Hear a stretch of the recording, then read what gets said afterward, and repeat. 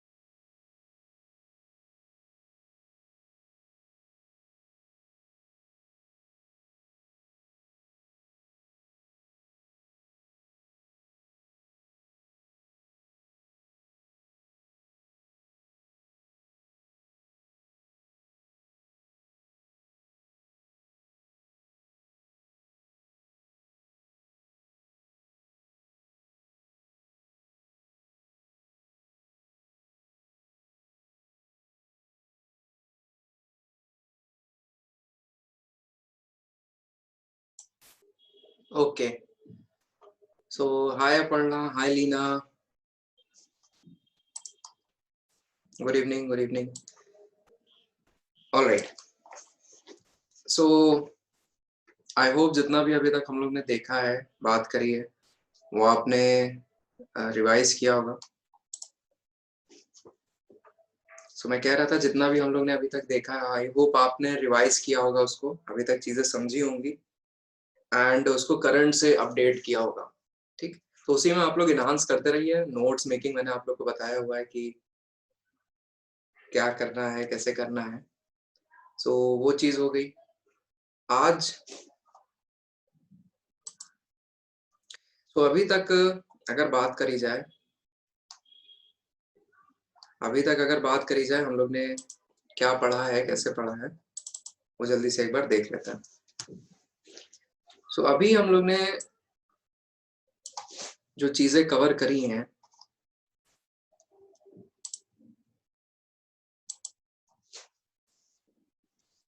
वो क्या क्या कवर करी है। हम लोग पॉपुलेशन ग्रोथ और डिस्ट्रीब्यूशन देख रहे हैं, right. So population growth and distribution, इसमें हम लोग ने अभी तक क्या कवर किया हुआ है। इसमें हम लोग ने रीजन कवर किए, जिसमें हम लोग ने कॉन्सेंट्रेशन वाइज देखा था, कॉन्सेंट्रेशन वाइज। इसके बाद हम लोग ने इसी में रीजन वाइज देखा, रीजन वाइज देखा। कल हम लोग ने इस पोर्शन को कंप्लीट किया जिसमें हम लोग ने एशिया देखा था, अफ्रीका देखा था, उसके बाद यूरोप देखा, और उसके बाद हम लोग ने यहाँ पे देखा लैटिन अमेरिका, लैटिन अमेरिका। सो एशिया अफ्रीका काफी डिटेल में हम लोग ने समझा था। यूरोप और लैटिन अमेरिका, इसमें हम लोग ने ऑन अ जनरल नोट देख लिया था क्या क्या इंपॉर्टेंट चीज है। जब हम लोग एशिया को देख रहे थे, इसमें हम लोग ने मैप पे ड्रॉ करा था, उसमें अपना ग्रीन क्रेसेंट आया था, ग्रीन क्रेसेंट ये यहाँ पे इंपॉर्टेंट था। इसके बाद क्वांतो प्लेन्स हम लोग ने देखे थे, क्वांतो प्लेन्स ये कीवर्ड है ये सब, क्वांतो प्लेन्स हम लोग ने देखे थे। अफ्रीका की अगर बात करी जाए, यहाँ पे जो हम लोग देख रहे थे कि फ्यूचर में पॉपुलेशन यहाँ पे इंक्रीज करेगी, फ्यूचर में पॉपुलेशन यहाँ इंक्रीज करेगी। ठीक है, अभी हम लोग देख रहे हैं बर्थ रेट हाई है, डेथ रेट भी हाई है। सो नेचुरल जो पॉपुलेशन ग्रोथ है वो अभी लेस है। तो हम लोग ने यहाँ जाना था फ्यूचर में पॉपुलेशन बढ़ेगी। क्यों बढ़ेगी? क्योंकि जो बर्थ रेट है वो देखा था इनर्शिया के कारण, वो इनर्शिया के कारण वो अभी मेंटेन रहेगा। लेकिन जो डेथ रेट है, वो कम आएगा। फूड प्रोग्राम चल रहे हैं, डेवलपमेंट चल रहा है, और ये बात है। In general all over the world हमने आप बात करी थी कि हर कंट्रीज में ज्यादातर अब धीरे धीरे गिर रहा है, नीचे जा रहा है बर्थ रेट। तो आज का जो टॉपिक है, अब हम लोग मेथड समझेंगे। ठीक है, आज का जो टॉपिक है वो हम लोग मेथड समझेंगे। ऑडियो वीडियो ठीक है ना सबको? ऑल गुड सब? ऑडियो वीडियो ठीक है ना?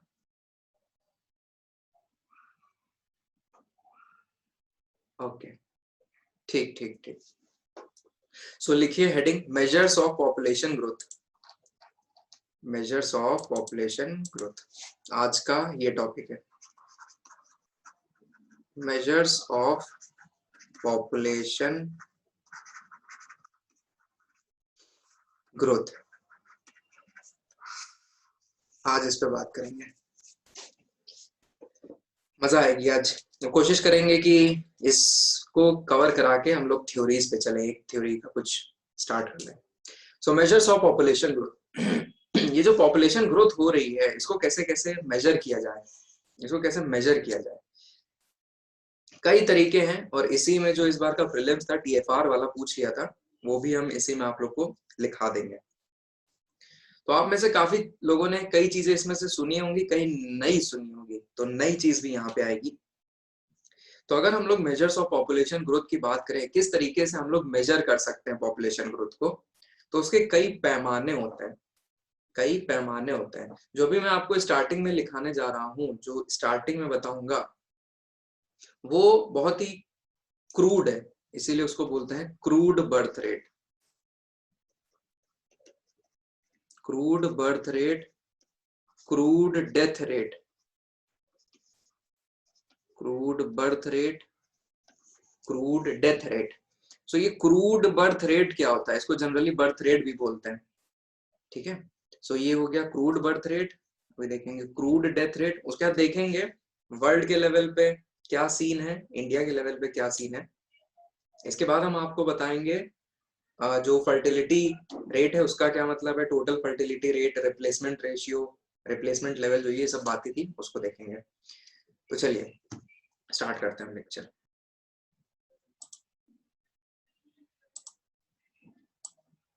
ठीक है। सो क्रूड बर्थ रेट क्या है? क्रूड बर्थ रेट होता है number of life birth, number of life birth पर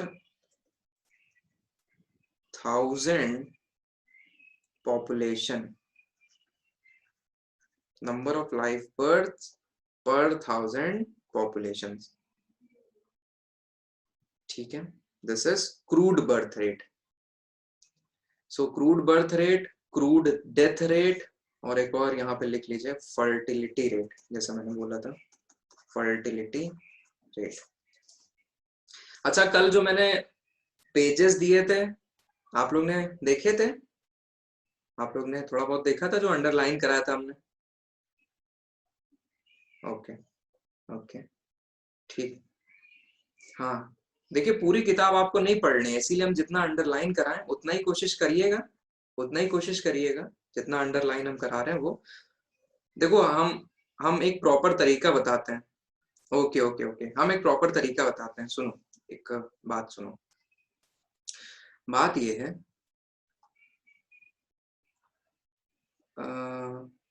ओके सुनो सुनो, मेरी बात सुनो। क्या किया करो आप लोग, पहले जो मेरी 1 घंटा सवा घंटा जो भी क्लास चलती है वो किया करो।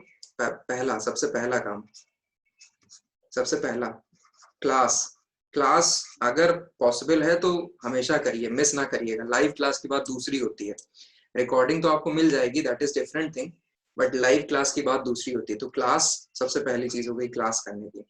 दूसरा बात मैं कहना चाहूंगा यहाँ पे कि जैसे ही मेरी क्लास खत्म हो, 15-20 मिनट या आधा घंटा जितना भी आपको लगे, बैठिए और जो पढ़ा है उसको एक बार देखिए, रिवाइज करिए, उसे लिखिए। आप एक जो क्लास के नोट जहां बना रहे हो उसको फिर एक एक पन्ने में उतारने की कोशिश करो, इन अ सिंगल पेज उसको उतारने की कोशिश करो, क्या क्या क्या है उसको समराइज करो, बेसिकली समराइज करिए। तीसरा काम, फिर आप बुक पे जाइए, बुक या रेफरेंस, बुक या रेफरेंस, बुक या रेफरेंस। और अभी एक बात सब लोग सुन लीजिए, ज्यादा इंटरनेट का इस्तेमाल ऑप्शनल के लिए अभी मत करिएगा। समझ में आ रहा है? ज्यादा इंटरनेट का इस्तेमाल ऑप्शनल के लिए मत करना। जहां पे जरूरत होगा रेफरेंस का हम बता देंगे कि ये चीज सर्च कर लीजिएगा, लेकिन ज्यादा इंटरनेट में अगर चले जाओगे तो फिर कंफ्यूजन बढ़ती जाएगी। तो पहले एक जगह चीजें पहले समझ लो, उसके बाद इंटरनेट और ये सब का इस्तेमाल करना। अभी जितना हम रेफरेंस बुक बता रहे हैं उतना आप देखिए, पहले मैटर बनने दो एक जगह पे, उसके बाद उस पे आगे जाना। अदरवाइज इंटरनेट का इस्तेमाल करने लग जाओगे तो फिर वो फिर केवल आपको बस उसको ज्ञान हो रहा है, लेकिन वो एग्जाम के पॉइंट ऑफ व्यू से नहीं रिलेवेंट है, राइट। तो जहां पे जितना हम बताएंगे उतना ध्यान रखिएगा, अदरवाइज आप इसमें खोते जाओगे। चलिए ठीक है। सो क्रूड बर्थ रेट और इस पे बताते हैं, ध्यान दीजिए। हाँ, सो क्रूड का मतलब होता है नॉट परफेक्ट, रॉ टाइप का, रॉ जो सबसे पहले, जैसे मतलब कुछ यहाँ पे ज्यादा ये देखो देखो क्या बता रहा है, नंबर ऑफ लाइफ बर्थ्स पर 1000 पॉपुलेशन, ये क्रूड है।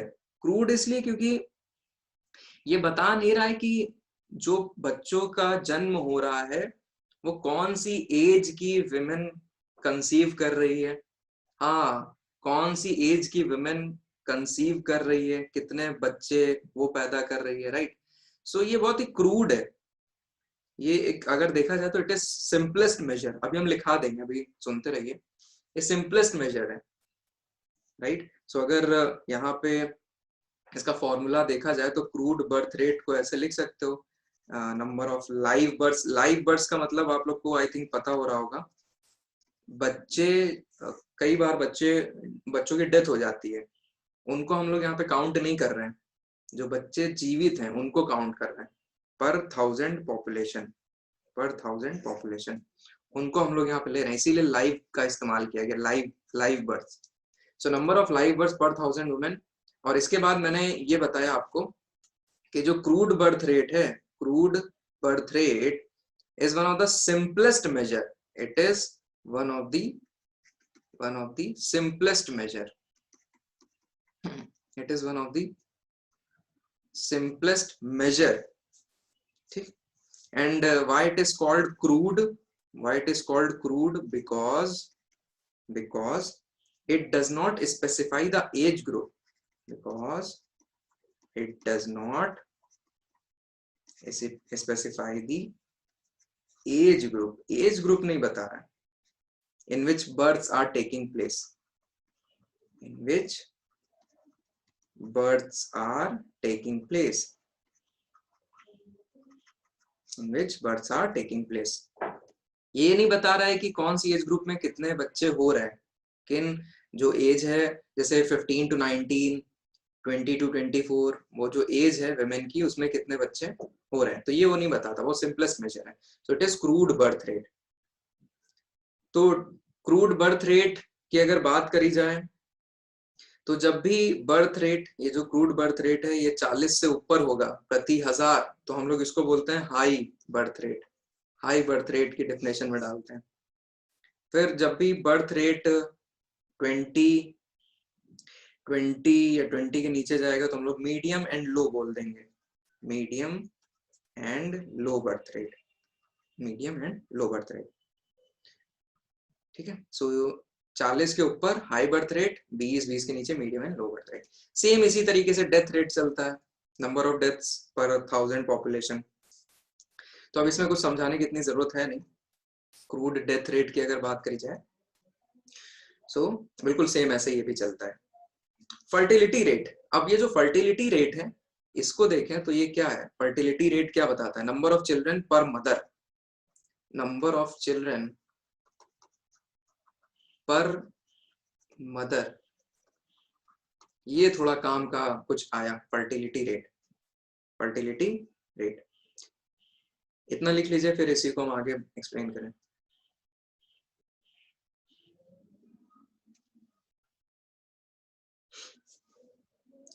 डन, ओके ठीक।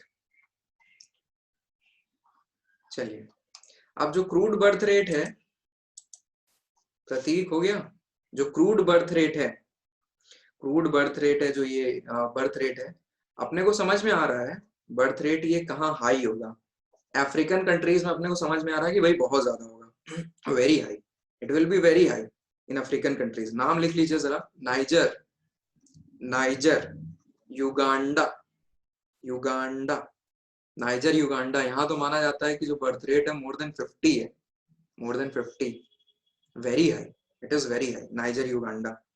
फिर Ethiopia, Ethiopia, Ethiopia, Somalia, Somalia, लिखते जाइए नाम, नाइजीरिया, नाइजीरिया, एक्सेट्रा। यहाँ पे on a general level birth rate is more than 40, is more than 40। ठीक है, तो यहाँ पे बर्थ रेट हमें समझ में आएगा कि बहुत ज्यादा है। इसके बाद अगर बात करी जाए यूरोप के नेशंस की, for example Italy, Italy, France, France, Germany, Germany, Britain, Britain, यहाँ पे भाई जाहिर सी बात है जो बर्थ रेट है अपना वो it will be around 6 to 7, 6 से 7 है मात्र।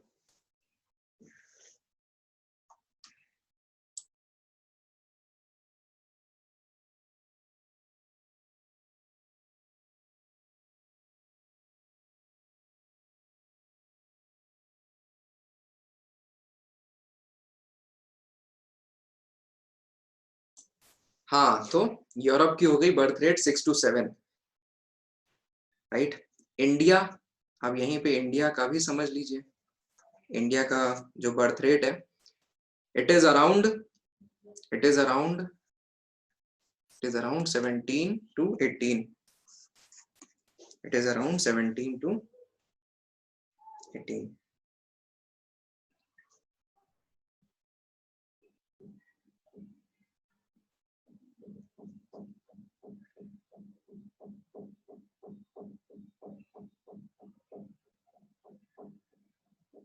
लिख लिया सबने?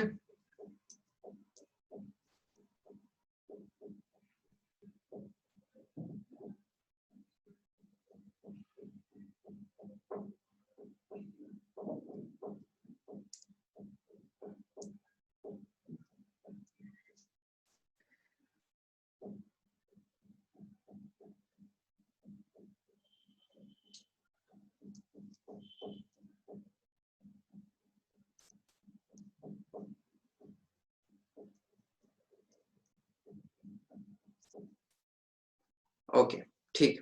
सो ये जो जनरल बात हो गई आपकी बर्थ रेट की, मैंने आपको समझा दिया। अब यहाँ पे जो फर्टिलिटी वाला कॉन्सेप्ट है इसको थोड़ा समझिए, जो फर्टिलिटी रेट वाला कॉन्सेप्ट है इसको समझते हैं। सो ये जो फर्टिलिटी रेट है, नंबर ऑफ चिल्ड्रन पर मदर, ये दोस्तों जो मेजर किया जाता है उसको बोलते हैं ASFR, ASFR। इसका कॉन्सेप्ट बहुत आराम से समझिएगा, वैसे इतना डिटेल में जानने की जरूरत नहीं है, लेकिन हम बता रहे हैं आप लोगों को कि फर्टिलिटी रेट मेजर कैसे किया जाता है, right. ASFR, age specific fertility rate, age specific fertility rate, age specific fertility rate. So यहाँ पे क्या है, हम लोग क्या करते हैं कि जो मदर्स एज ग्रुप, एक हम लोग ब्रैकेट बना लेते हैं, एक हम लोग ब्रैकेट बना लेते हैं। मतलब क्या है, इसमें हम लोग क्या करते हैं, एक ब्रैकेट बनाते हैं। जैसे 15 to 19 एज है मदर्स की, जो 20 to 24 है, फिर 25 to 29 है, 30 to 34 है, 35 to 39 है, इसके बाद 40 to 44 है, 45 to 49 है। ये एक ब्रैकेट बना लेते हैं हम लोग। सो यहाँ मान के चलते हैं beginning of puberty, beginning of puberty 15 से मान के चल रहे हैं, और यहाँ पे है अपना women achieve menopause, ठीक है, no longer reproduction, no longer reproduction. So ये 1 2 3 4 5 6 7 ये जो एज ग्रुप है इसमें कितना कंसीव कर रहे हैं, तो 7 ग्रुप, जो ये 7 एज ग्रुप बनाया है, 7 एज ग्रुप बनाया है, इसी का हम लोग इस्तेमाल करते हैं ASFR काउंट करने में। सो ये पूरा का पूरा सेंसस की प्रक्रिया होती है, पूरा का पूरा सेंसस की प्रक्रिया होती है। सेंसस वाले ये इस चीज को पूरा काउंट करते हैं, आप लोगों को इतना नहीं समझना है, ठीक है। हर एक उसमें काउंट करते हैं कितना हो रहा है। सो ये है आपका एज स्पेसिफिक फर्टिलिटी रेट। सो इसके बाद यहाँ पे क्या है, इसके बाद यहीं पे कॉन्सेप्ट है, ये सबने लिख लिया ना, टोटल फर्टिलिटी रेट अब बताएं। अब टोटल फर्टिलिटी रेट, इसके बाद रिप्लेसमेंट टोटल फर्टिलिटी रेट। सो अब ये होगा, बस ये दो हो जाए तो आराम से सब ये पोर्शन खत्म हो जाएगा। सो ध्यान से सुनिए, ध्यान से सुनिए, साइड हेडिंग डालिए टोटल फर्टिलिटी रेट। ये हम लोग क्या पढ़ रहे हैं याद है ना सबको, हम लोग मेथड्स पढ़ रहे हैं पॉपुलेशन ग्रोथ का मेजर करने के लिए, है ना। So total fertility rate TFR, total fertility rate. Total fertility rate कैसे नापा जाता है, इसका फॉर्मूला होता है जो अभी हम लोग ने देखा है, उसका summation, age specific fertility rate का समेशन कहां से कहां तक, 15 से 49 तक, 15 से 49 तक जो पूरा है उसका समेशन कर देते हैं ये लोग। तो ये फॉर्मूला है, फॉर्मूला है। इसकी थ्योरी लिख लीजिए जरा, number of children, number of children women will have, women will have, bracket में लिख लीजिए expected to have, expected to have over her lifetime, over her lifetime, if पहली condition, if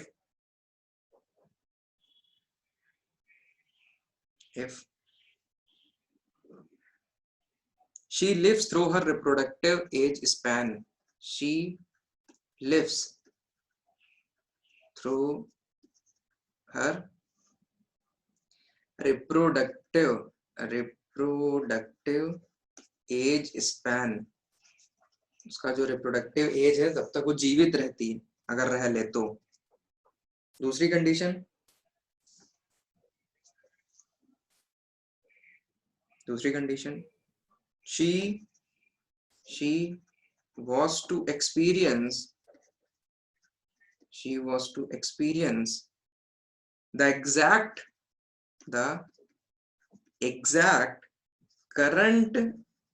current age specific fertility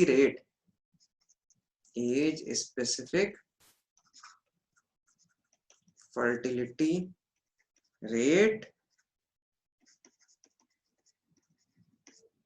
through her lifetime,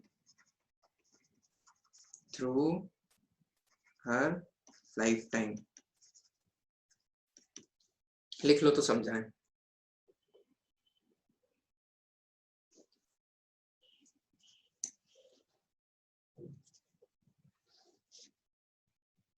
तो total fertility rate क्या है, total fertility rate बताता है average number of children, average number of children जो कि एक महिला द्वारा होंगे या हो सकते हैं अगर वो अपने पूरे रिप्रोडक्टिव एज स्पैन में जीवित रहे, या फिर जो एज स्पेसिफिक फर्टिलिटी रेट है, जो अपनी age specific fertility rate census ने काउंट करी है,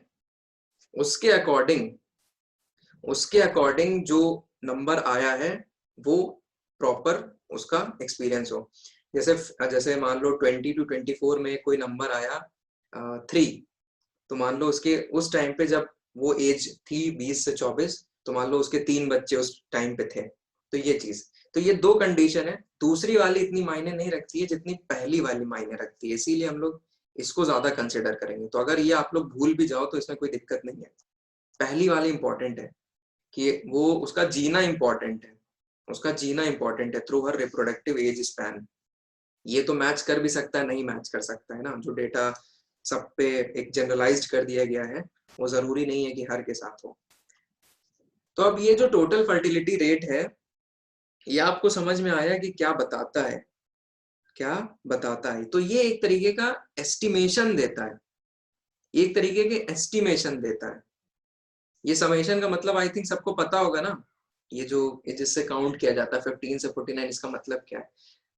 तो यहाँ पे जो फॉर्मूला था आई थिंक वो आप लोग समझ रहे होंगे, यहाँ पे जो फॉर्मूला था इसमें आप काउंट करोगे पॉपुलेशन जो 15 to 19 आ रही है, उनमें उनके कितने बच्चे हैं, फिर उनमें इनके कितने बच्चे हैं, ऐसे ही काउंट करके आप एवरेज निकालोगे, एक एवरेज निकालोगे। सो बेसिकली जो एवरेज निकल के आता है वो अलग अलग कंट्रीज का अलग अलग होता है, अलग अलग कंट्रीज का अलग अलग होता है। सो जो नंबर है globally there is no ideal TFR, there is no ideal TFR। Total fertility rate जो है, टोटल फर्टिलिटी रेट, ये ग्लोबली कोई फिक्स नहीं है, ये नंबर कोई फिक्स नहीं है, लेकिन हम लोग मानते हैं कि जब ये TFR, जब when this TFR is greater than 3, तो हम लोग उसको बोलते हैं हाई TFR। ये हाई की कंडीशन है, हाई TFR। वहीं जब हम लोग बात करते हैं TFR it is less than 2.1, तो ये हम लोग कहते हैं लो TFR। देखिए कुछ चीजें होती है जो आपको एज इट इज मान लेनी है, तो ये जो पूरा TFR की वैल्यू मैं लिख रहा हूं ना, ये इंटरनेशनल प्लेटफॉर्म पे, इंटरनेशनल पटल पे इस चीज को मान्यता दी हुई है कि हम लोग अगर कहीं पे TFR ग्रेटर देन 3 है तो उसको हाई मानेंगे ही मानेंगे, उसमें कोई क्वेश्चन नहीं उठा सकता उस चीज पे, क्योंकि वो फॉर्मूले पे आया है, हम लोग ने कैलकुलेशन किया हुआ है। सो वैसे ही TFR लेस देन 2.1 को हम लोग मानेंगे लो है। अभी आपको हम समझाते हैं थोड़ा। और TFR 2.1 जब हो जाए, जब TFR 2.1 हो जाए, इसको हम लोग बोलते हैं replacement TFR। Replacement TFR, replacement total fertility rate. So ये TFR 2.1 बताता क्या है, रिप्लेसमेंट TFR ये बताता क्या है, अब इसको थोड़ा समझते हैं। लिख लो इतना, रिप्लेसमेंट TFR। लो TFR मींस लेस बर्थ पर 1000। पर 1000 लीना इसमें नहीं कहेंगे। ये जो TFR है अगर ये कम होता है तो इसका मतलब जो विमेन है कोई भी एज ग्रुप में हो, कोई भी, इसमें पर 1000 नहीं लगाएंगे, लेस बर्थ बोल देंगे। ठीक है लीना, इसमें पर 1000 नहीं लगाएंगे, लेस बर्थ, हाँ बिल्कुल लेस बर्थ चल जाएगा। TFR को कैलकुलेट करने के लिए हम लोग एज स्पेसिफिक फर्टिलिटी रेट्स को मेजर करते हैं, उसका एवरेज निकालते हैं। तो यहाँ पे पर 1000 वाला कॉन्सेप्ट नहीं है, इसमें हम लोग को विमेन की जो एक एक एज ग्रुप है जिसमें वो कंसीव कर रही हैं वो हम लोग यहाँ पे काउंट करेंगे। तो चलिए अब रिप्लेसमेंट TFR को समझते हैं, अभी सब समझ में आ जाएगा, अभी लिखते रहिए। रिप्लेसमेंट TFR ये क्या है, रिप्लेसमेंट TFR। सो रिप्लेसमेंट टोटल फर्टिलिटी रेट क्या है, it is the rate, it is the rate at which women give birth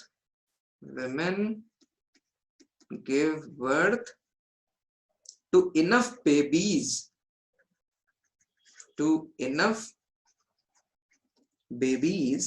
to sustain population level, अब ये समझिए, टू सस्टेन पॉपुलेशन लेवल। अब इसको हम समझाते हैं।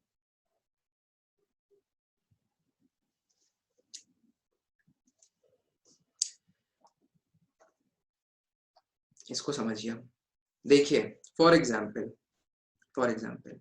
एक फैमिली में हस्बैंड वाइफ,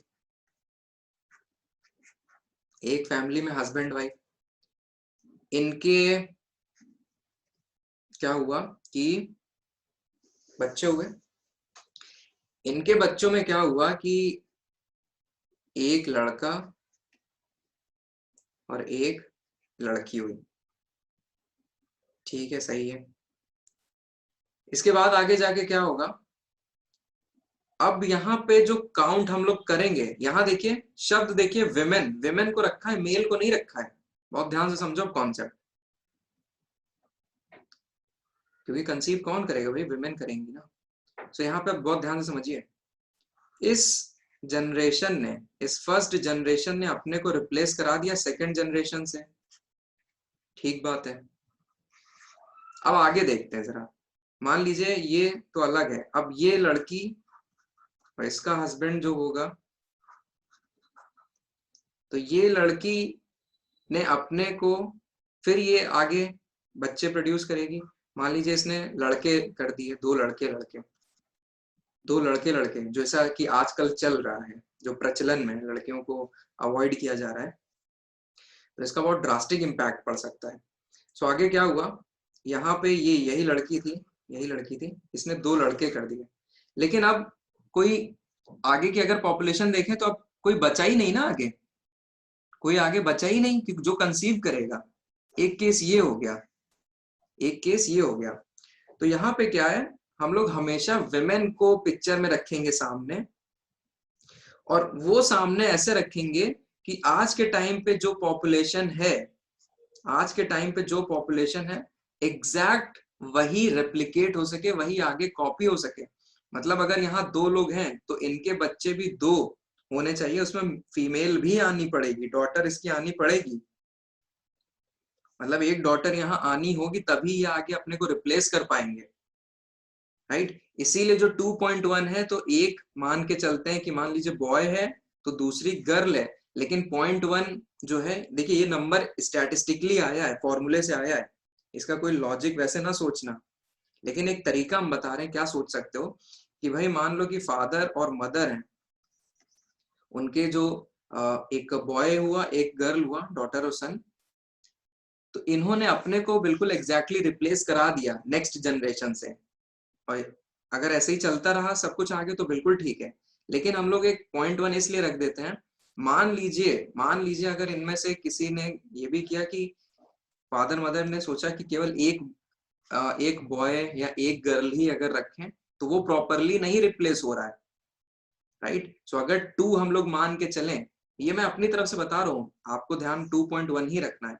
सो अगर TFR 2 हो जाता है, TFR 2 हो जाता है, तो आगे आने वाले टाइम पे बिल्कुल एग्जैक्ट पॉपुलेशन मेंटेन नहीं रह सकती है, कम होती जाएगी। इसलिए हम लोग 0.1 रखते हैं कि आगे पॉपुलेशन का लेवल थोड़ा इंक्रीज हो, मतलब मेंटेन रहे प्रॉपरली। थोड़ा बहुत समझ में आया आपको? ओके। टाइम पीरियड क्या रहता है सर रेप्लिकेशन का टू कंसिडर? कोई इसमें रेप्लिकेशन का टाइम पीरियड नहीं लेते हैं, 30 साल 35 साल ये भी रहता है अपढ़ना, ठीक है।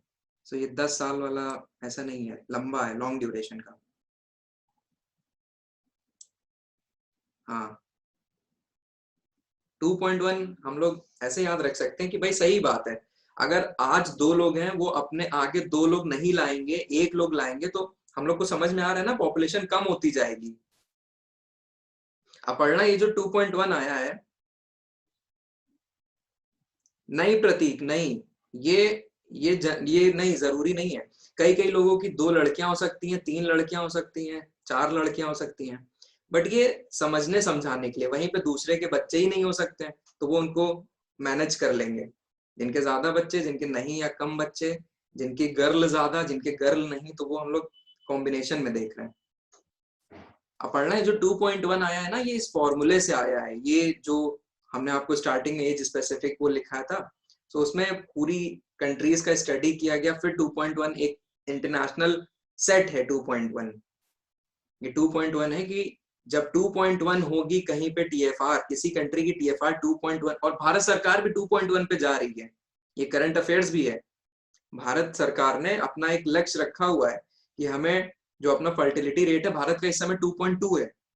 अगर आप लोग करंट अफेयर ये थोड़ा जानो तो इंडिया का करंटली TFR 2.2 है, 2.2। इसको भारत सरकार चाह रही है कि 2.1 पे आ जाए, ठीक। तो ये क्या है, ये अपनी जो पॉपुलेशन ग्रोथ रेट है ना, उसको स्टेबलाइज करने की कोशिश करी जा रही है, ठीक है। हाँ गर्ल पॉपुलेशन होना जरूरी है, बिल्कुल। सो ये जो बात बोली जा रही है, तो बॉय तो ठीक है, लेकिन गर्ल भी आपका एक चाइल्ड होनी चाहिए, तभी आगे जाके वो जो पॉपुलेशन वो मेंटेन रह सकती है, अदरवाइज लड़के लड़के हो गए तो फिर कहाँ वो हो पाएगा। ठीक है, ये चीज है। इसीलिए तो ये जो हम लोग ने प्रॉपर सब काउंट किया है वो विमेन की एक एज ग्रुप ही कंसिडर कर रहे हैं, इसमें मेल्स का कोई वो नहीं है। ठीक है, इसको थोड़ा आराम से हम समझिएगा, समझ जाओगे, इतना कोई वैसा है नहीं, सब लोग समझ जाओगे। अभी थोड़ा नया नया है इसलिए सेटल डाउन होने में वो हो रहा है, बाकी कोई दिक्कत है नहीं। चलिए अब तो ये हो गया अपना जनरल बात कि क्या क्या है। तो जो टीएफआर है तो ये आप लोग को कॉन्सेप्ट मैंने बता दिया। तो अब मैं एक मैप ड्रॉ करने जा रहा हूँ, मैप ड्रॉ करने जा रहा हूँ, और उसमें हम लोग देखते हैं कि कहाँ कहाँ पे जो टीएफआर है कैसा हो सकता है। तो एक वर्ल्ड मैप बनाएंगे हम लोग, एक वर्ल्ड मैप बनाएंगे। सो सब लोग कोशिश करना बनाने की।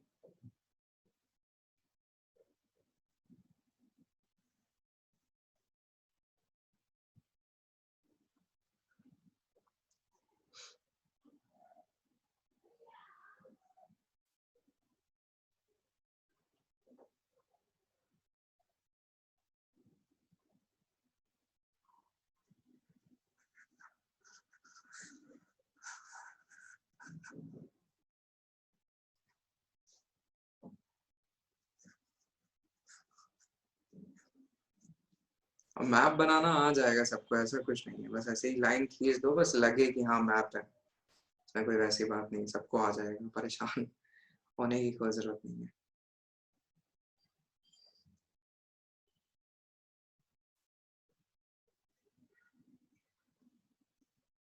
मेरा भी देखिए आज सही नहीं बन रहा है ठीक है, इट्स हैपेंस, कोई बात नहीं।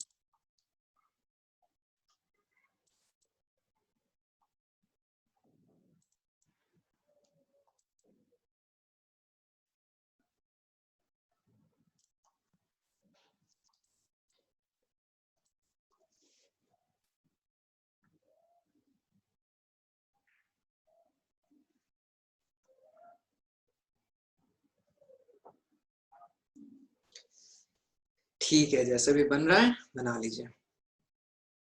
सो यहाँ पे हम लोग क्या करेंगे कि एक कलर चेंज कर दें।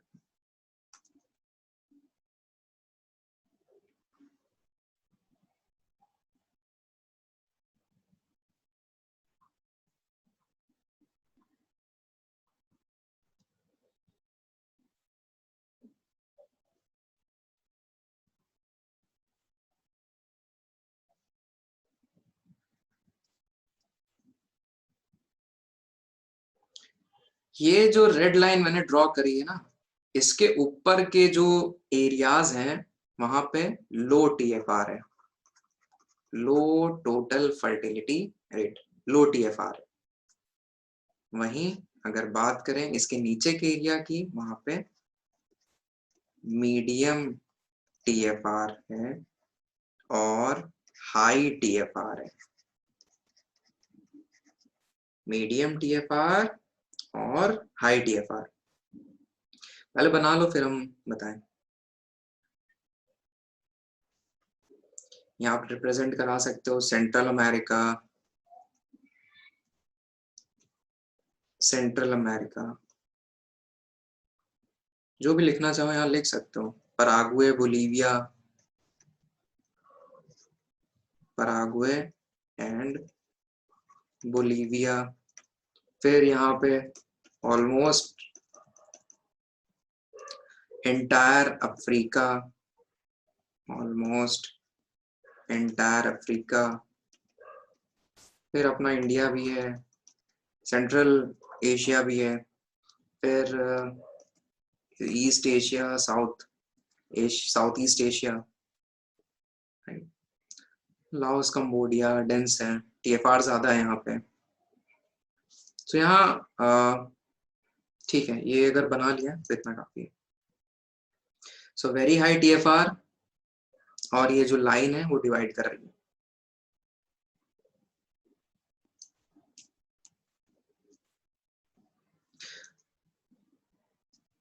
अब हेडिंग डालिए पैटर्न ऑफ टीएफआर, कहाँ कहाँ पे क्या है कैसा है थोड़ा सा वो बता देते हैं, फिर ये टीएफआर वाला खत्म हो जाएगा। बना लिया।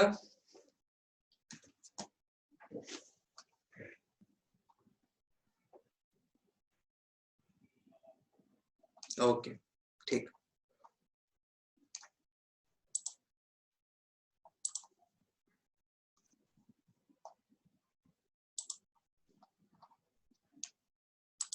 चलिए अब लिखिए heading pattern of TFR, pattern of TFR, pattern of TFR. So आप लोग खुद बताइए, एक बात हमें बताइए, एक रिलेशनशिप जरा हम आपसे जानना चाहते हैं, जहां पे हाई इनकम होगी, हाई इनकम कंट्रीज होंगी, वहां पे आपको क्या लगता है फर्टिलिटी क्या होगी, whether it will be high or low? Okay Prateek, this one map,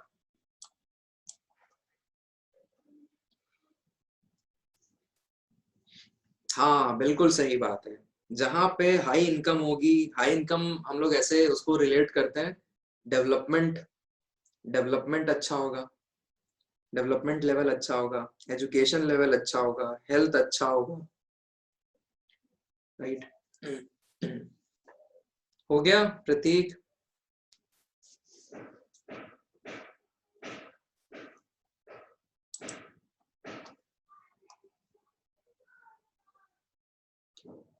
प्रतीक क्या हो गया, नेट का इशू है क्या? डन। Okay okay. सो मैं क्या बता रहा था, नेक्स्ट हेडिंग डालिए पैटर्न ऑफ टीएफआर। सो मैं क्या बता रहा था आपको यहाँ पे कि जो ये टीएफआर है, हाई इनकम जहां कंट्री होगी, मैंने आप लोग को बताया डेवलपमेंट, डेवलपमेंट का लेवल अच्छा होगा, एडुकेशन का लेवल अच्छा होगा, हेल्थ का लेवल अच्छा होगा, तो जाहिर सी बात है जो फर्टिलिटी है ये कम होगी, वहां पे कम होगी। और फिर यहीं पे अगर देखें low income, low income relate to high fertility. So अपने को एक चीज समझ में आ रही है कि इनवर्स रिलेशन है, inverse relation, right? So there is an inverse relationship, there is an inverse relationship between fertility rate and income, ठीक है। So it is generally observe, ऐसा कोई हार्ड एंड फास्ट नहीं है, but it is generally observe कि जो ज्यादा income वाले नेशंस हैं वहां पे फर्टिलिटी रेट कम होता है, जो लोअर इनकम वाले रीजन है वहां पे फर्टिलिटी रेट हाई होता है। अब हम लोग इससे रिलेटेड कुछ फैक्ट्स लिखेंगे।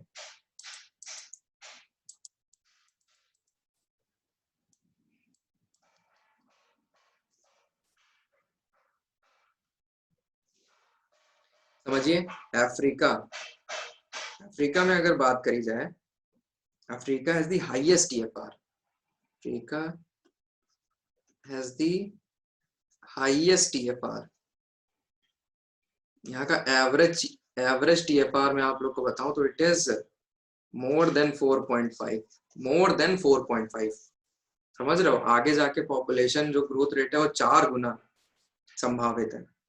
और वहीं पे कुछ कंट्रीज हैं, युगांडा, युगांडा, माली, माली, सोमालिया, सोमालिया, यहाँ पे टीएफआर जो है it is more then 5 to 6, मतलब इट वेरीज 5, 5.5, 6 ऐसा रेंज में इन कंट्रीज में।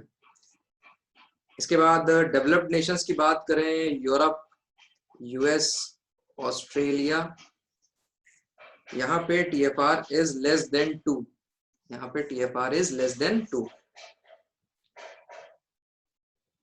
ठीक है, इसके बाद यहाँ पे एशिया में देखें तो central Asia, south east Asia, south east Asia, parts of central America, तो वो भी ले लो यहीं पे, पार्ट्स ऑफ सेंट्रल अमेरिका। कल मैंने आप लोग को सेंट्रल अमेरिका के बारे में बताया था कौन कौन से रीजन्स हैं, हॉन्डुरास, निकारागुआ, कोस्टा रिका, ये सब बात करी थी। तो यहाँ पे जो TFR है वो भी हाई है, 3.5 कह रहा हूँ। Central America, south east Asia, parts of central America, ठीक। लेकिन यहाँ पे पूरा का पूरा एशिया नहीं लिखा है। यहाँ पे अगर बात करी जाए, यहाँ पे कुछ यहाँ पे डेवलपिंग इकोनॉमीज हैं, कुछ डेवलपिंग कंट्रीज हैं जो कि अच्छा कर रही हैं, उनका TFR अब नीचे जा रहा है, रिलेटिवली बेटर डेवलपिंग कंट्रीज, तो उनमें अपनी इंडिया है, ब्राजील है, मलेशिया है, अर्जेंटीना है। यहाँ पे हमें TFR जो है, TFR is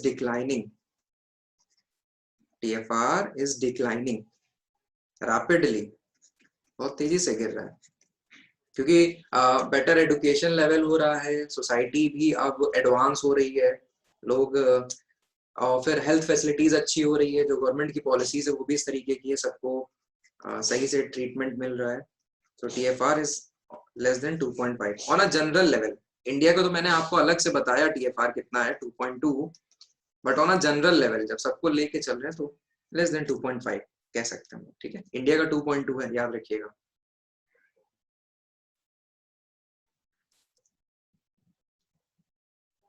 So this completes your TFR.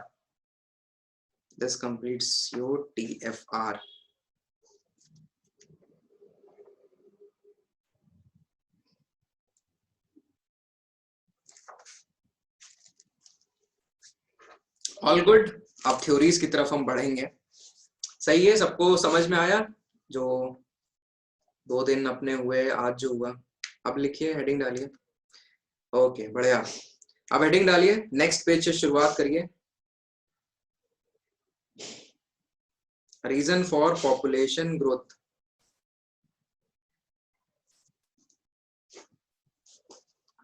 Reason for, कल आई थिंक इसको मैंने माजिद हुसैन में आप लोग को टिक भी लगवाया था, लेकिन ये आज अपने क्लास नोट्स ले लीजिए। रीजंस फॉर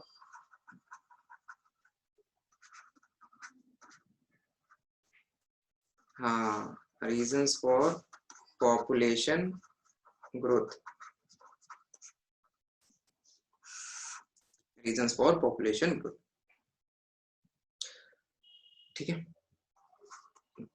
पहले लिख लो, बताएं फिर। Biological, environmental reason, biological reasons, environmental reasons,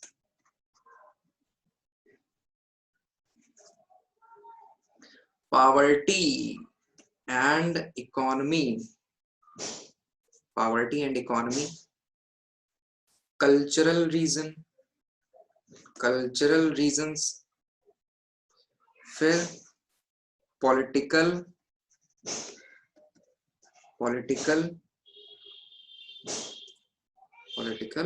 reasons।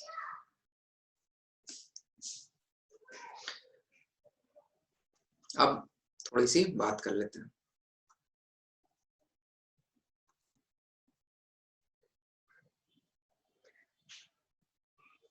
ठीक, समझिए, रीजंस फॉर पॉपुलेशन ग्रोथ का रीजन क्या हो सकता है, खुद एक बार सोचिए आप लोग। तो यहाँ पे दिमाग में आ रहा है कि बायोलॉजिकल और एनवायरमेंटल, इन दोनों को जरा क्लब करके समझते हैं, इन दोनों को क्लब करके समझते हैं। यही है दोस्तों आपके natural factors. Natural factors, natural factors.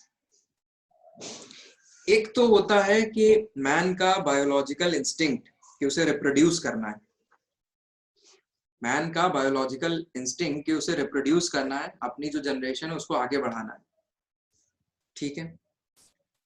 सो ये जो बायोलॉजिकल रीजन है, हम लोग ये जानते हैं कि जो ट्रॉपिकल कंट्रीज होती हैं, जो ट्रॉपिकल कंट्रीज होती हैं, अच्छा आज के टाइम पे जो बात करी जाए tropical countries, they are not developed per se. Generally tropical countries are developing और अंडर डेवलप्ड। इस बात पे सब लोग एग्री करते हो ना? ट्रॉपिकल कंट्रीज जो है ज्यादातर वो डेवलपिंग है या अंडर डेवलप्ड है। और ट्रॉपिकल कंट्रीज ही वो कंट्रीज हैं जहां पे पॉपुलेशन ज्यादा है, यहाँ पे पॉपुलेशन ज्यादा है, मोर पॉपुलेशन। इसका कारण अगर देना चाहो तो क्या दोगे? इसका कारण अगर बायोलॉजिकल देना चाहो तो दे सकते हो, क्योंकि वार्म एंड ह्यूमिड क्लाइमेट है, वार्म एंड ह्यूमिड क्लाइमेट। तो आपने मे भी बायो में पढ़ा हो, जब वार्म एंड ह्यूमिड क्लाइमेट होता है तो puberty is achieved earlier, and puberty is achieved earlier, ठीक है। ये केवल अपने में नहीं, जानवरों में भी होता है।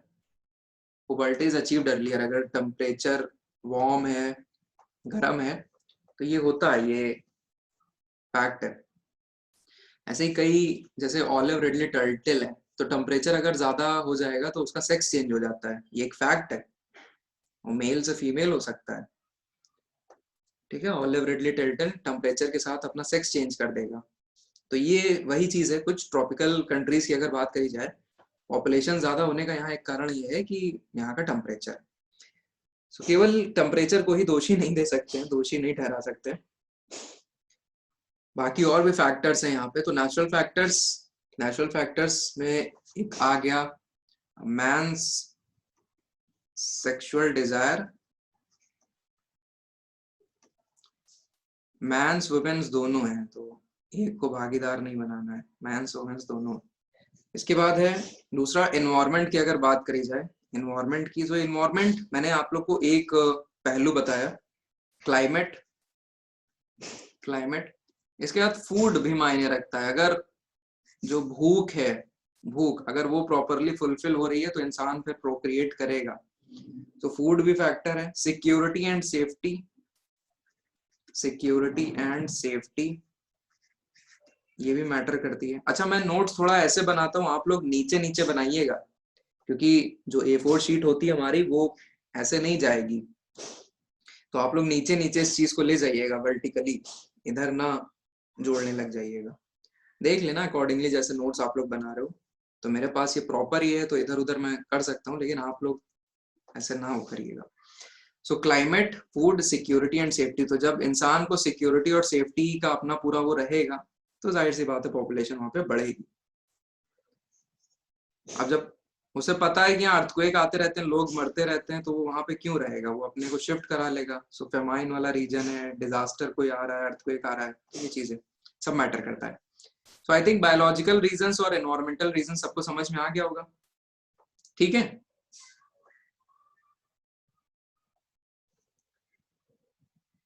Okay, so poverty and economy. अभी इकोनॉमी वाला हम लोग ने जस्ट देखा, पॉवर्टी वाला कुछ समझ में आ रहा है।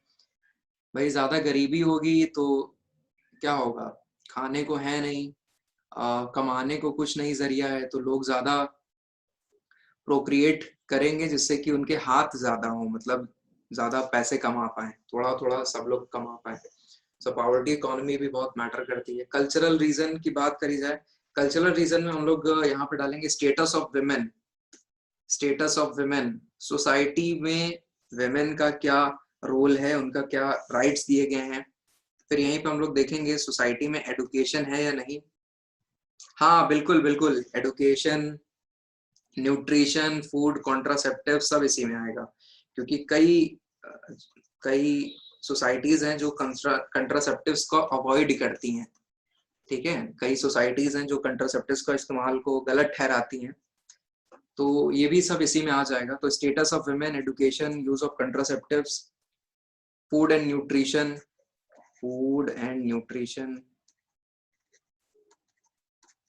राइट, सो ये हो गया। फिर पॉलिटिकल रीजन भाई जो पॉलिसीज हैं, लॉज हैं कंट्री के, वो कैसे हैं। इसके बाद माइग्रेशन से रिलेटेड कैसे लॉज हैं, लोगों को आने दिया जा रहा है कि नहीं आने दिया जा रहा है। बिल्कुल। फिर ऐसे ही चाइना का लिख सकते हो, इंडिया का लिख सकते हो, यूरोपियन नेशंस का लिख सकते हो, वहां पे क्या सिस्टम है क्या नहीं है, राइट। सो ये चीज हो गई। सबने अपना अलग अलग तरीका अपनाया हुआ है। कई जगह कॉन्फ्लिक्ट्स चल रही हैं जिसकी वजह से पॉपुलेशन वहां पे डुंडल करती है, कम है पॉपुलेशन, सीरिया, लेबनान, सूडान, ये सब मेंशन हो सकता है यहाँ पे। तो ये एक ओवरऑल मोटा मोटा क्लास नोट्स आपके हो गए पॉपुलेशन ग्रोथ के कारणों पे, रीजंस पे, ठीक। सबको समझ में आया? Political repeat, okay. Political reason मैंने ये बताया कि यहाँ पे जो कंट्री के लॉज हैं, जो उनकी पॉलिसीज हैं पॉपुलेशन के रिगार्डिंग, ठीक है, कि वो पॉपुलेशन को किस तरीके से देख रहे हैं।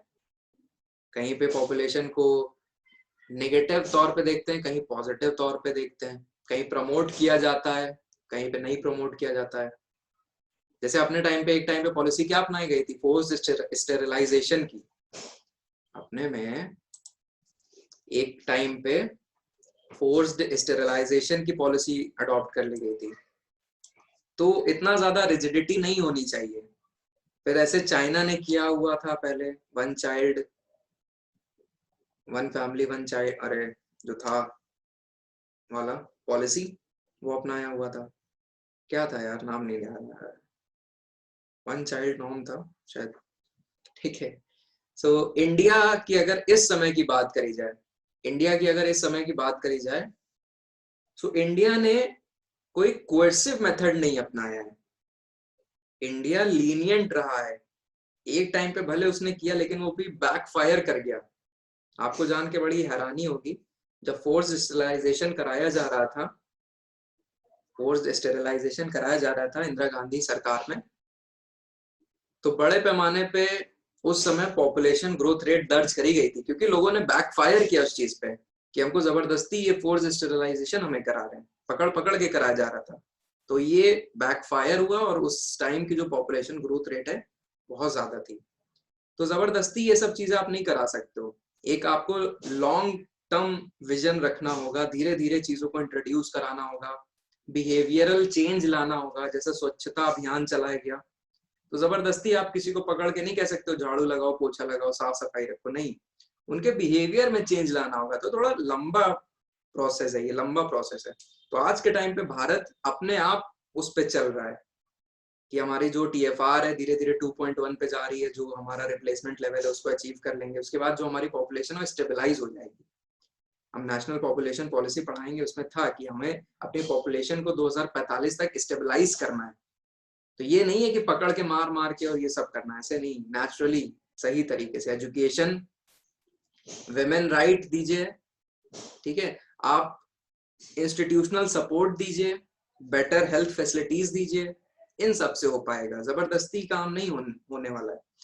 सो that takes care of these particular thing. अब हमारी जो है थ्योरीज चलेंगी, ठीक है, अब हम लोग थ्योरी पढ़ेंगे। तो ऐसा करिए, जरा सा हम शुरुआत कर देते हैं थ्योरी की। मेन थ्योरी कल से पढ़ाएंगे, तो आज कुछ पहले पढ़ाते हैं, ठीक है, पहले ध्यान दीजिए। सो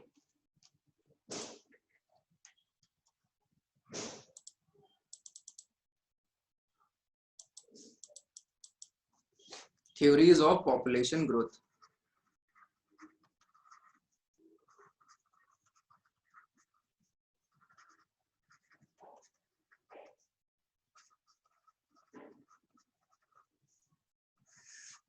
theories of population growth.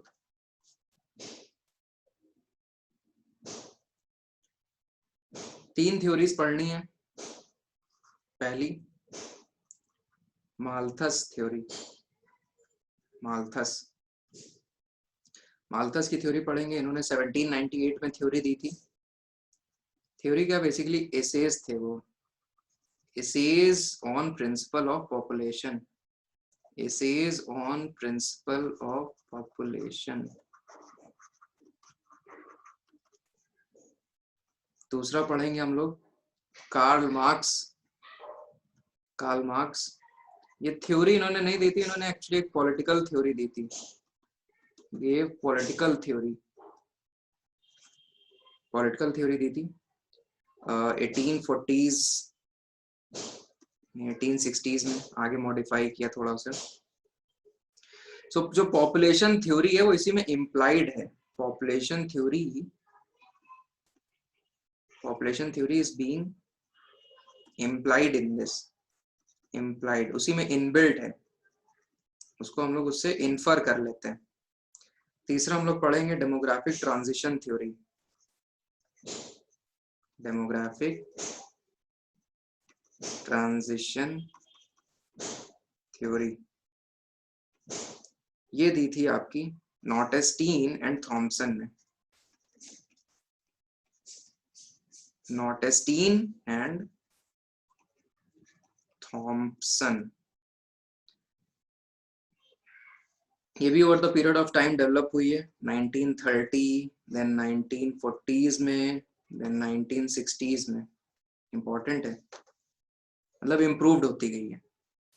Originally given by Notestein and Thompson.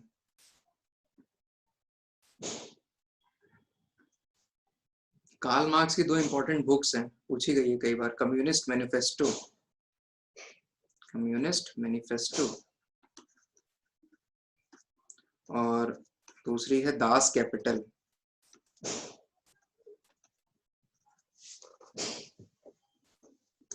इसमें इन्होंने मेंशन किया है अपना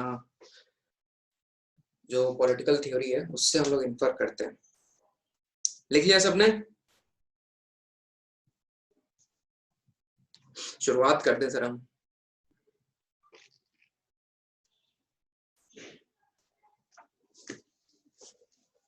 ओके, प्रतीक हो गया? सो ऑल राइट, ध्यान से सुनिएगा, ध्यान से सुनिएगा।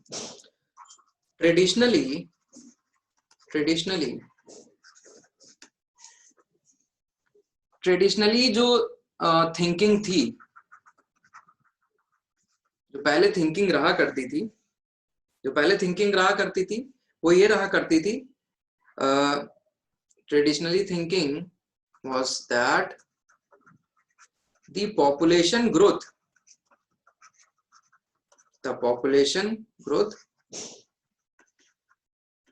is a positive concept. पहले ये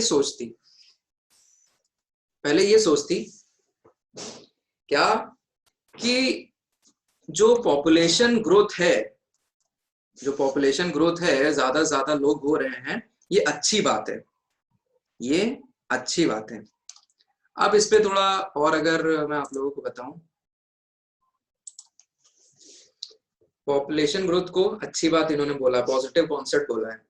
फॉर एग्जाम्पल, हम लोग जानते हैं पहले के टाइम पे एक राजा होता था, उसकी कई रानियां होती थी, राइट? एक राजा होता था और उसकी कई रानियां होती थी, और जिस रानी के ज्यादा बच्चे होते थे, खासकर मेल, वो रानी सब पे भारी होती थी, मतलब वो महारानी होती थी। ये कॉन्सेप्ट था। जो राजा को ज्यादा बच्चे देगी, खासकर मेल बच्चे, वो रानी का डोमिनेंस रहेगा बाकियों के ऊपर। तो ये क्या है, यहाँ हमें समझ में आ रहा है कि ज्यादा बच्चों का, ज्यादा बड़ी फैमिली को एक एसेट के तौर पे देखा जा रहा है। क्यों? क्योंकि पता है वॉर पे जाएंगे, मरेंगे ही, लोग खत्म होंगे, तो भाई ज्यादा पॉपुलेशन सही है उस पर्टिकुलर एरिया के लिए, उस पर्टिकुलर साम्राज्य के लिए ज्यादा पॉपुलेशन सही है। ठीक है, इसके बाद एक और चीज है कि अपने धर्मों में भी ये चीज बोली जाती है, ज्यादा पॉपुलेशन होना तो स्टार्टिंग से ही रहा है। इसके पीछे मैंने आपको कारण बताया, लेकिन आज भी है। हम लोग के यहाँ जो आशीर्वाद देते हैं, क्या देते हैं? भरो फूलो, ऐसे दिया जाता है ना, सौभाग्यवती और वो ज्यादा बच्चे हो, ज्यादा बच्चे हो। तो ये भी अपने यहाँ पे आशीर्वाद दिया जाता है। अलग अलग धर्मों में ये चीज है कि रिलेटिव्स भी आएंगे तो आपको बोलेंगे कि कब खुशखबरी दे रहे हो, चलो हमारा आशीर्वाद है, ये वो। ठीक, सो ये हमारे रिलीजन में भी है, लेकिन इसके पीछे जो कारण रहा है वो उस टाइम पे कुछ और रहा है, लेकिन ये हमारे रिलीजन में ये जो पार्ट है, ये जो कल्चर बन गया है, ये अभी तक मेंटेन है। तो traditionally thinking was that the population growth is a positive concept. So ये ट्रेडिशनल कॉन्सेप्ट रहा पॉजिटिव। लेकिन जो मालथस साहब आए, वो इंसान ऐसा था पहला जिसने इसको बोला ना ना ना, पॉपुलेशन ग्रोथ पॉजिटिव कॉन्सेप्ट नहीं है, नेगेटिव कॉन्सेप्ट है। सो मालथस पे जाने से पहले जितना अभी थोड़ा मैंने आप लोग को बताया है, आप लोग क्या करो कि लिख लो।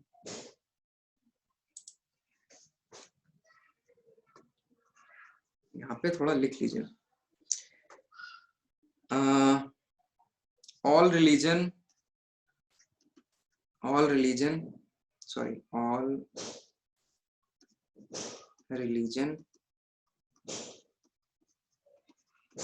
traditionally favored large families.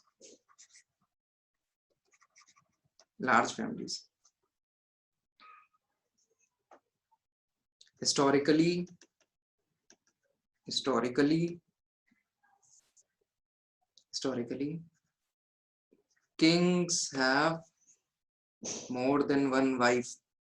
Polygamy बोला जाता है इसे, more than one wife, polygamy. फिर ऐसे बना के लिख लो, queen with more sons was powerful among them मतलब उसकी वाइफ्स में। दोनों बातें लिख लीजिए, याद रहेगा।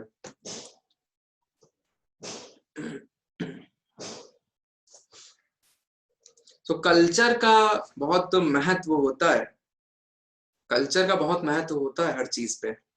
ठीक है, कल्चर का बहुत महत्व होता है हर चीज पे। तो यहाँ पे traditionally old empire military powers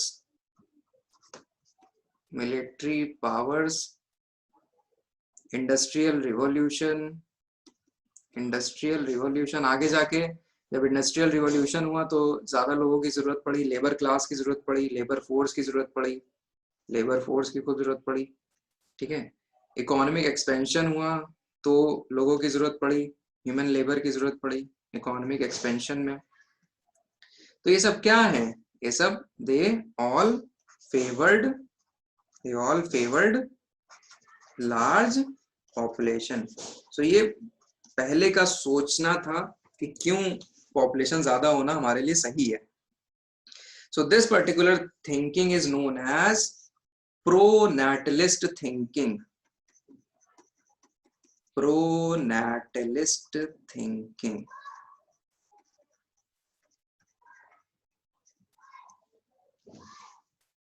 प्रोनाटलिस्ट thinking, ये है कीवर्ड आपका, this is your keyword.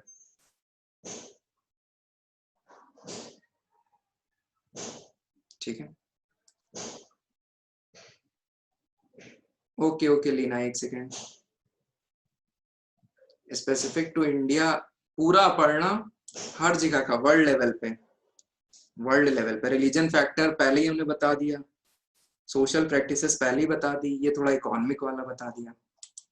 Pro netlist thinking which supported more children, especially boys. This is known as pro-natalist thinking. So this all favored pro-natalist thinking. Lina, this one na?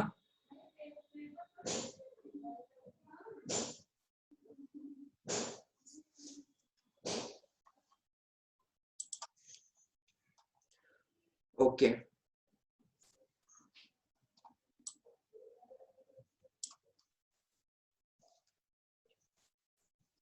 लिख लिया सबने? हो गया?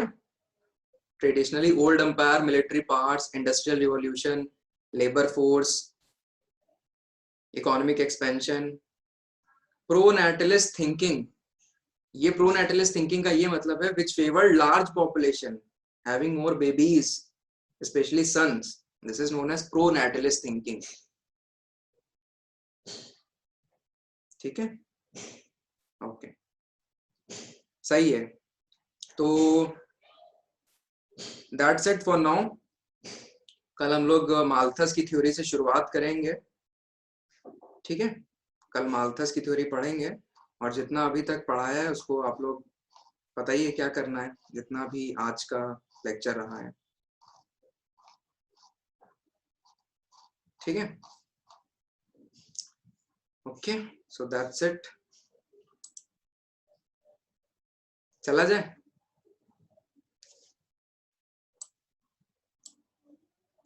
यहाँ test वगैरह कुछ होगा? अरे पढ़ना पहले काम तो कर लो, पहले ऑप्शनल का मटेरियल तो होने दो, अभी तो कुछ हुआ ही नहीं है। तो पहले हमारा टारगेट रहेगा कोर्स कंप्लीशन का। नहीं, अब पढ़ना उतने का भी टाइम नहीं है क्योंकि ये क्रैश कोर्स है ना, समझिए थोड़ा।